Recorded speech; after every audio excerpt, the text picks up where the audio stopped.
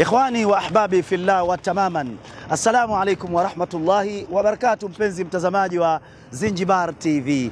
Karibu sana katika kipindi chetu kipya kabisa, nacho si kingine isipokuwa ni kipindi cha Staajabika. Je, leo tutastaajabika na nini? Tupo hapa Darajani Soko, na kama unavyoona tupo katika eneo la bustani ambapo zamani hapa ilikuwa inaitwa Donge.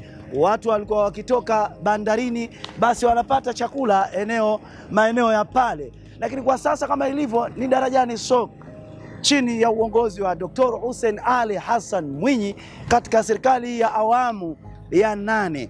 Basi kumeboreshwa zaidi hapa leo, lakini tutapata maelezo kwa kina kutoka kwa mtaalam, naye si mwingine isipokuwa ni legendi huyo bwana Aramabi, naye atatueleza kuhusiana na habari hii ya Staajabika la leo, tukiwa na ndege aina ya njiwa. Naam alhabibu, assalamu alaykum. Wa alaykum salam wa rahmatullahi wa barakatuh.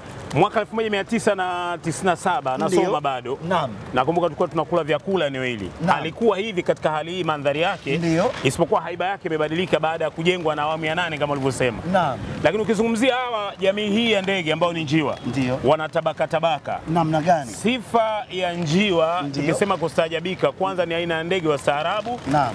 Lakini utafiti wa kisayansi wa ndege na wanyama unampa sifa njiwa kwa maana aina ya ndege mwenye kuhisi vitu. Ndiyo. Kwa mfano ukimwangalia bundi anaweza kahisi mtu anapotaka kufa. Naam. Ni sayansi. Ala. Kwenye wiki 2 wiki 3 baada ya mfumo wa seli kufa katika mwili na binadamu akiwa hai, jamii ya ndege kama bundi anapata kuhisi. Lakini njiwa ni jamii nyingine ya ndege ambaye mfugaji wa njiwa anapokaribia kufa, ndege hao wanahama. Hilo tulikuwa hatuna. Hivi unasema hapo? Bundi ana kawaida ya kuja kulia katika mji. Ndiyo. Na watu wakahisi uchuro. Naam.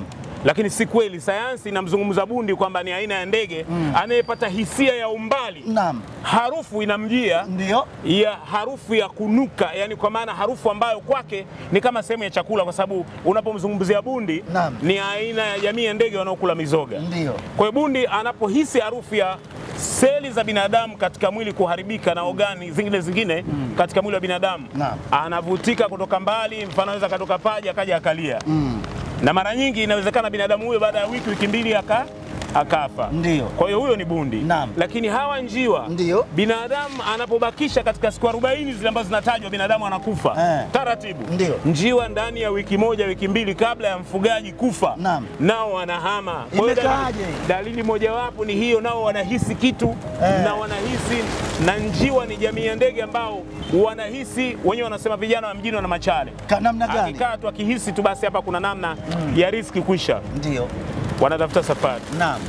Miongoni mwa sifa moja ya sifa ya njiwa niyo. Lakini sifa nyingine ya njiwa, njiwa anaweza akasafiri au akaruka bila kutua urefu usiopungua zaidi ya kilomita 160, ambao ni sawa na kusema ukitoka Dar es Salaam ukija Unguja unaivuka Pemba, unaweza kuwa unatafuta sehemu moja inaitwa Moa au la Pemba Channel kama unaitafuta kwenda Somali au Mombasa kupita eneo la Shimoni.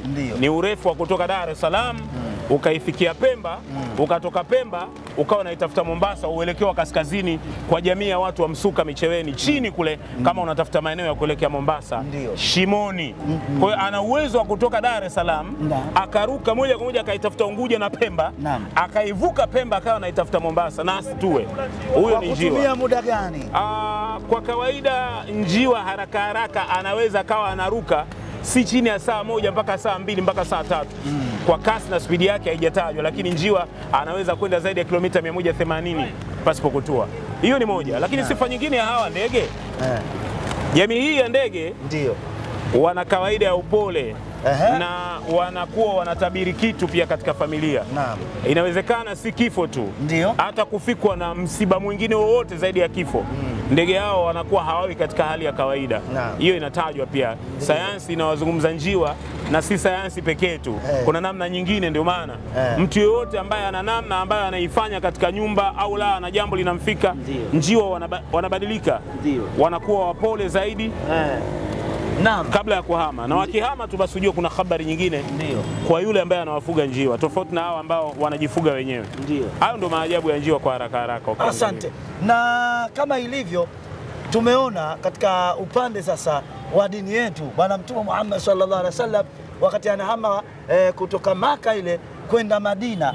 Hapa naye Mr. Ramabi naona ni mtaalamu wa hapa, walipojificha pale njiwa vipi? Alihusika njiwa pia. Tuelezee na weka mayai yake pale, licha ule utando wa buibui uliokuja pale kuashiria kwamba hapa hapana dalili ya mtu kujificha. Naam. Kwa hiyo hiyo ni mojawapo kwamba njiwa ni maajabu, na si hilo tu. Hata ukienda katika makaburi ya maswahaba, njiwa ndio sehemu kubwa ya yale makaburi. Ndio wametanda pale, na haiba ile ya pale makaburi wanakuwa wa ndege hawaishi. Wanakuwa pale. Watu wanajiuliza pale wanakula, lakini hakuna wanachokula. Hawakauki katika lile eneo. Kwa hiyo wakati mwingine ndege au viumbe vingine ambavyo si binadamu vinaweza kutoa ishara ya utukufu wa mtu ambaye ni binadamu, awe amekufa awe hai. Kwa hiyo wakati mwingine njiwa nao nje ya ishara kuashiria kwamba tunaondoka kwa sababu riziki imeisha, anayetufuga anakufa. Njiwa anahama, na wakihama na ndo lakini wakati mwingine njiwa wanaweza akatoa ishara pia ya mja kuwa mtu mwema, wakawa karibu. Hiyo ni dalili pia katika masuala ya dini. Ututii wasiwasi Mr. Ramabi kwamba labda njiwa wakaondoka wote, akaona mimi siku yangu ya kufa ikawa ipo karibu, ili unalizungumzia tena. Unajua kuna au mpaka ufe ndo anaondoka? Hapana, njiwa nimezungumzia bundi. Naam. Bundi analia, bundi anaweza kuja sehemu. Bundi ni ndege ambaye anahisi harufu ya namna binadamu anavyokaribia kufa. Sababu binadamu ili afe, hafi binadamu mfumo wake wa kinga, immune system, immunity iweze kupanguka, na hasa katika mfumo wa seli. Na ile ina take time, inaweza kuchukua mpaka siku 40, na Uislamu unasema binadamu anakufa ndani ya siku 40. Sayansi inakubali kwamba mparaganyiko ule wa mfumo kinga unapokuwa unashuka na kufifia, ndio kifo cha binadamu kinapomfika. Sasa kwa wakati ule bundi anapata ile hisia na anaweza kuja kulia. Si uchuro. Hawa huwa wanahisi kitu kabla ya kufa, na ndio maana wanahama. Kwa hiyo ukizoea hivi kuja kuwaletea hii, ukawachukua ukawafuga, ukajikuta wanahama, na wewe tujalie unaumwa. Ndio maana nikasema mtu yote anayefuga njiwa akiwa anafikwa na jambo la kuumwa, njiwa wana ishara. Wana ishara pia, wanakuwa wapole zaidi, kwa sababu njiwa ni ndege wa staarabu wenye kupenda amani, wanakuwa wapole zaidi ya kuliko siku zingine za kawaida. Wana akili na maana. Mwenyezi Mungu ana siri kubwa sana, ingawa sayansi inakuja kutambua baadaye, lakini Mungu kaumba na kaweka mazingatio kwa kila kitu. Sasa hawa wana mtu maalum, manake tunawaona hawa wana mtu maalum ama vipi? Njiwa wana kawaida moja. Wanaweza kawa wanaishi sehemu wakafugwa, baadaye wakichanganyika wanatengeneza kama koo. Ndio. Hapa tunapoona kuna koo mbalimbali. Na si ajabu wanapolala huwa wanajitenga kwa koo zao pia. Kuna aina ya ndege ambao huwa hawachanganyiki. Njiwa wana kawaida pia, wanapokuwa baba, mama, mtoto, babu, bibi, wana jamii. Kwa hiyo kulala kwao njiwa wakati mwingine wanalala kutokana na familia jinsi ilivyo. Unaona wale walivyojitenga? Ile ni ishara kuashiria kwamba wale ni kama familia au ukoo mmoja, wanastahili hiyo nayo pia, ingawa wakiwa pamoja huwa hawagombani. Na hawa hawafugwi na mtu, wamekuja wenyewe, wamechagua sehemu ambao wanajua kuna watu, ndio kama hivi sadaka, wanakuja wanawalisha sadaka. Na Mwenyezi Mungu Subhanahu wa Ta'ala tunahimizwa sana kuambia kuhusiana na kuweza kutoa sadaka. Hakika hii ni sadaka pia, kwamba lan tanalul birra hatta tunfiqu mimma tuhibbun, hamtopata wema mpaka mtoe vile ambavyo mnavipenda. Kwa hiyo tunavipenda vyakula kwa binadamu, lakini hata na kwa ndege, hata kwa ndege na mifugo. Na ikasema ile wama tuqaddimu li anfusikum min khairin tajiduhu inda Allah wa khairan wa a'zama ajra. Kwa kuwalisha hawa kuna ujira mkubwa sana, ujira mkubwa sana kesho, na si njiwa lakini kuna jamii zingine. Kwa hiyo kwa Zanzibar mimi nipongeze kwa hii hali ambayo imefanyika kwa kuboresha hapa, lakini pia na ndege hao ambao sasa hivi wameanza kuleta na wameleta hisia, lakini pia wanavuta watu. Imekuwa kama kichocheo utalii, watu wanapiga picha. Ndio kama hivi umekuja nayo na mtama, mwingine anakuja na kitu kingine, lakini sina hakika hawa ndege wako chini ya uangalizi. Si kila mtu anaweza akaja hapa akakamata akajibebea. Kuna watu, na hapa tulipo sisi tunaendelea na haya, lakini kuna walinzi. Ukichukua njiwa hapa baada hapo unaweza kujikuta unakamata, kwa sababu hawana mwenyewe na wamekuja hapa. Hilo nalo zuri, lakini kwa maana mtu akija hapa tu akishawaona njiwa hawa akasema asije akaona labda akamate aibe aondoke nao. Akikamatwa naye anakamatwa, akikamata njiwa kutoka kuondoka naye anakamatwa. Na hilo umesema swala zuri, kwa sababu ikija kila mtu hapa aje achukue aondoke naye, tutakuwa tupate, kwa sababu kuna wengine wanaondoa stress hapa, kwanza watakimbia angalia hawa. Sasa ikiwa kila mtu achukue wake, itakuwa hamna hata njiwa mmoja. Kwanza wanakimbia. Wanakimbia kina namna gani? Hawa ndege ukichukua moja moja wanavyoona wenzao wanachukuliwa, wanahisi pia. Yaani njiwa ni aina ya ndege ambaye anapata hisia za ndani juu ya jambo lolote, liwe baya liwe zuri. Na ndio maana hata mfugaji njiwa anapoumwa na njiwa wenyewe wanahisi kuna tatizo juu ya yule ambaye anatupatia chakula. Nje ya kufa njiwa wanahama kwa kujua riziki haipo. Na wanaweza wakafanya hivyo ndani ya siku 10, 15 hadi siku 40. Kama yule mama yule anauza njugu, tutakwenda kuzungumza naye. Pale wanamsogelea na vile vile kwa zile nini zao. Na mmoja kati ya vyakula vya hakika. Mimi nafikiri haya ndio msingi kwa njiwa, kwamba njiwa ni ndege wa amani.